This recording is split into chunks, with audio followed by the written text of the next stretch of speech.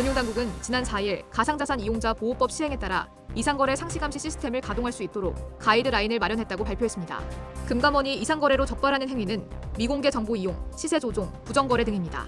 알파경제 취재를 종합해보면 애초 금감원은 국내 가상거래소의 업비트에 가상자산 거래감시 시스템 도입을 요구했으나 논란의 소지가 있다는 판단에 한국거래소의 매매자료 축적 시스템을 벤치마크하도록 변경한 것으로 판단됩니다.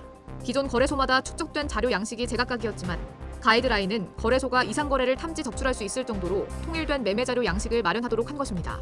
금감원은 원화마켓 가상거래소인 빗썸 코리아, 코인원, 코빗, 고팍스 등 자산시장조사심위원회 출범 전까지 가상자산 시장 불공정 거래를 감시할 수 있는 시스템 도입을 요구했습니다. 이 과정에서 금감원은 금융위원회 산하 가조심 출범 전 가상거래소들이 갖춰야 할 감시 시스템으로 가장 잘 구축됐다고 판단되는 업비트 거래감시 시스템을 지목한 것입니다. 하지만 업계에서는 업비트 거래감시 시스템이 외주 개발사가 아닌 자체 개발이기 때문에 향후 논란이 발생할 수 있다며 벤치마크의 난색을 보였다고 전해집니다. 실제로 업계 관계자는 알파경제에 각 사의 내부 정보 유출 등 타사 시스템을 도입할 경우 여러 문제가 존재한다면서 하지만 규제 당국인 금감원의 지시나 권고에 이의 제기하기 힘든 상황이라고 하소연한 바 있습니다.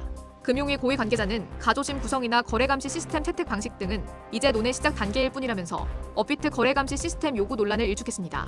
알파경제 단독 보도 후 논란을 의식한 듯 금감원은 업비트 감시 시스템에서 한국거래소 감시 시스템으로 벤치마크 모델을 급하게 변경하고 가이드라인을 제시했습니다. 그러면서 금감원은 한국거래소의 이상거래 적출 시스템을 설치토록 하고 적출 모형과 계량 지표를 통해 이상거래를 걸러낼 수 있도록 할 방침입니다. 또 적출 변수에는 가격, 거래량 변동, 매매 유형 등이 있으며 계량 지표에는 시기별 시세 상승률, 가장 통정 매매, 고가 매수 주문, 주문 관여율 등을 포함했습니다. 문제는 주가 조작 같은 이상거래에 적용되는 한국거래소 기준을 가상거래소에 동일 적용할 경우 실효성이 있겠냐는 문제 제기가 잇따르고 있습니다. 주식과 가상자산 시세 변동폭이나 거래량 등이 동일하지 않아 이상거래를 제대로 적출할지 의문이며 각 가상거래소는 한국거래소와 같은 중앙화된 단일 체제도 아니기 때문입니다. 다시 말해 증권과 코인은 전혀 다른 시장임에도 각 시장의 특성을 고려하지 않은 채 금감원이 감시장치 모델 및 절차를 급히 발표한 것 아니냐는 겁니다. 실효성에 대한 논란이 커지자 금융당국은 관련 내용을 명확히 공개할 경우 범죄에 악용될 소지가 있다고 말을 아꼈습니다.